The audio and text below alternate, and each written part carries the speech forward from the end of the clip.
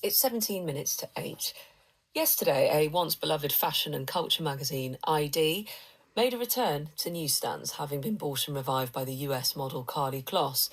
And it marks a trend for some people, including a whole section of younger readers, running back towards magazines and away from doom scrolling on their phones.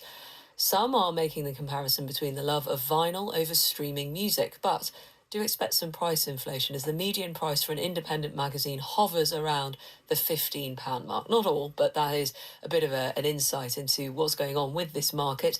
Let's hear a bit more from Bella Robathan, who's a shop manager of Mag Culture, which is a magazine shop and an online journal in London, and Charlie Baker, editor of, I think it's now 6 years old, the indie quarterly The Fence magazine, which focuses on life in the UK and Ireland. Welcome to you both. Bella, are you happy to see ID Mag return? Hi. Yes, definitely. It's very different to how it was before.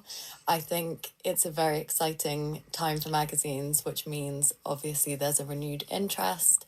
And this is something that it's an interesting debate because people like to say that print is dead. I would argue that it's just got a renewed interest. And what type of people, what sort of, can you give us a flavour of your customers?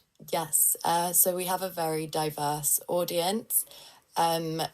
People come in for all sorts of different magazines, and that usually reflects the on the demographic. So we have some weekly newspapers, and they tend to have a more longer term following. And then we also have fashion magazines and arts magazines, queer magazines, sports magazines, basically any niche you can think of. Well, this is probably music to your ears, Charlie. Hello, good morning. Charlie, hello, have we got you there? Yes, good morning. Good, hello. What spirit are you trying to capture in The Fence? I recently discovered your magazine myself.